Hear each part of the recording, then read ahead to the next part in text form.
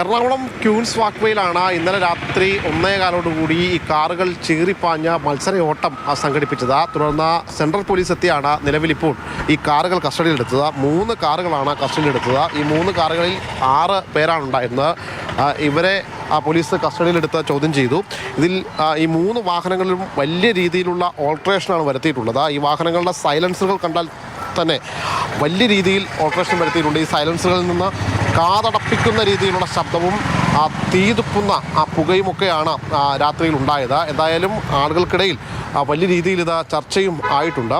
ഇന്നലെ രാത്രിയിൽ ഇത് പലയിടങ്ങളിലും ഈ പുതുവത്സരം ക്രിസ്മസ് ആഘോഷങ്ങളുടെയൊക്കെ ഭാഗമായിട്ട് ഇത്തരത്തിൽ ഈ വാഹനങ്ങൾ ഇങ്ങനെ ചീറിപ്പായുന്നുവെന്ന രീതിയിൽ പലതരത്തിലുള്ള കാര്യങ്ങൾ ഉണ്ടായിരുന്നു. അതിൻ്റെ ഭാഗമായിട്ടാണ് പോലീസ് ഇത്തരത്തിലൊരു പരിശോധനയും കാര്യങ്ങളൊക്കെ നടത്തിയത്. അങ്ങനെ ഈ 3 വാഹനങ്ങൾ നിലവിൽ പിടിച്ചെടുത്തിട്ടുണ്ട്.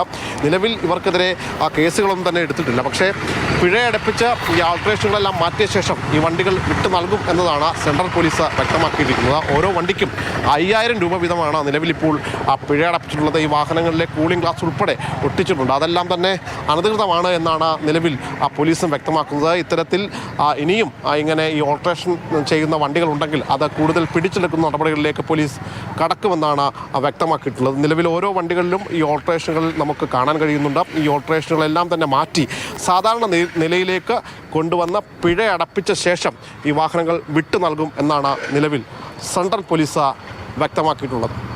ബിനു തോമസിനൊപ്പം ശ്യാമപ്രസാദ്, മാതൃഭൂമി ന്യൂസ്, കൊച്ചി.